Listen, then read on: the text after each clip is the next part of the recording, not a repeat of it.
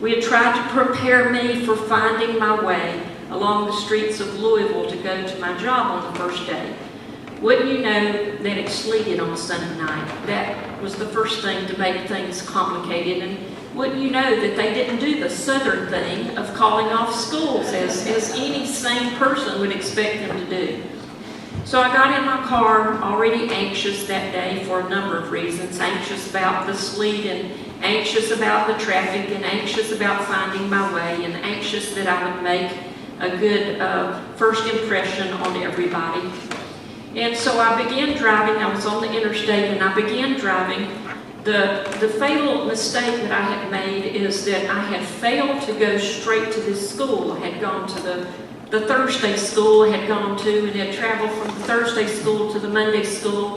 But this was Monday. I was going straight to the Monday school, and so I began driving on the interstate, and mile after mile after mile, and all of a sudden I began thinking, the miles are getting a little bit too long here, and I really feel as though I should already have been getting off the interstate. And what I had failed to take into account is that the road from the interstate was not labeled the way I had expected. It was not Dixie Highway on the interstate as I had expected. And so as the anxiety began to increase, all of a sudden I saw a sign by the side of the road. Welcome to Indiana. I was not working in the Indiana public schools, and so of course there was a great deal of consternation at that point.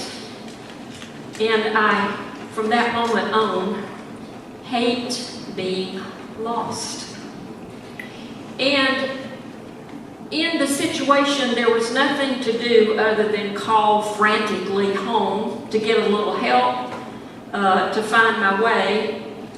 And then there was that feeling of, now I have to make up for lost time.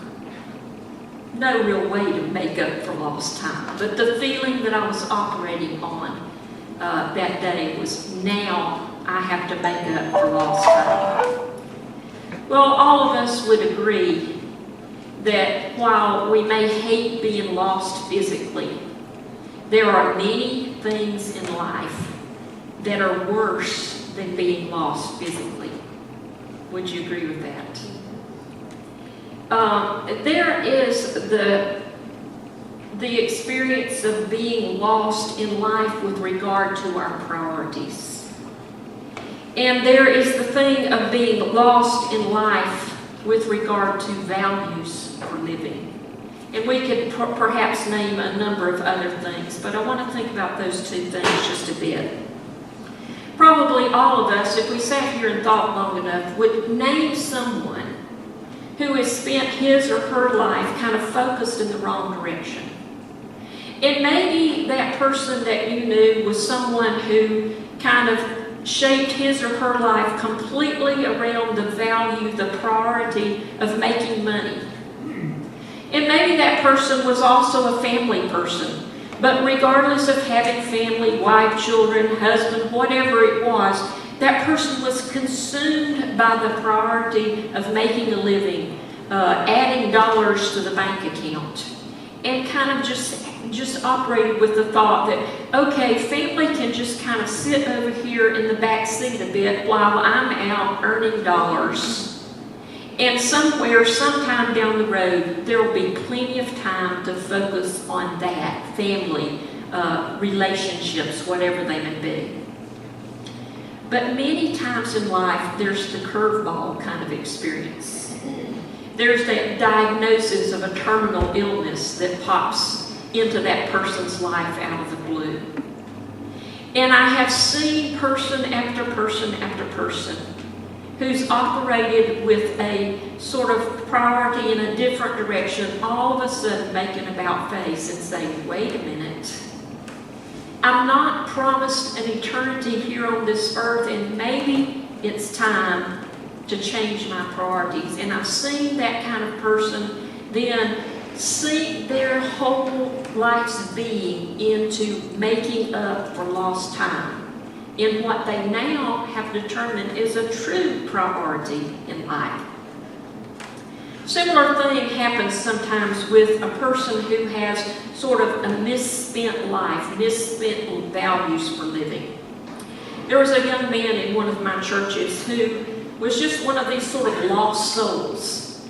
Kind of from his early days all through his adolescence, he just couldn't quite get his life together. It was tragic, really, because he had a good family. He had lots of love and encouragement. He was a part of the church, and the church always tried to encourage him and try to get him going in the right direction. But despite all that, this young man was defiant. He skipped school. He connected with the wrong crowd. Wherever he went, he connected with the wrong crowd. He began to fall into a lifestyle of drinking and taking drugs, and before long, he was arrested. All through this time, his family kept praying for him. His church kept praying for him.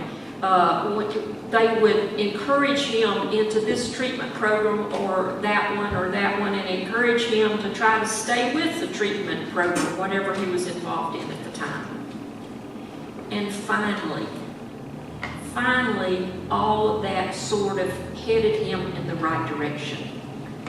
He was released from jail. He finally was out from his parole time. After a long period of time, he was able to get his driver's license back again, although for many years he had to depend on people to give him rides. And what I experienced in this young man was a desire to make up for lost time. He wanted to be a good contributing member of his family. And he wanted to be a good contributing member of his work team and of his community in general. Making up for lost time. In this letter from Timothy, I hear a sense of joyful praise to God. I hear a sense of deep appreciation to God for all that God has done in the life of Paul. Now, our passage for today really doesn't recount the whole story. It doesn't tell us the ins and outs of where Paul began and where he ultimately wound up. But if we were to turn to the book of Acts, we would find some of that. And we would see that Paul starts out as a member of a hate group. Most of us don't think that way about people in the Bible. We think about hate groups as very much a part of modern culture. But Paul truly was a part of a hate sort of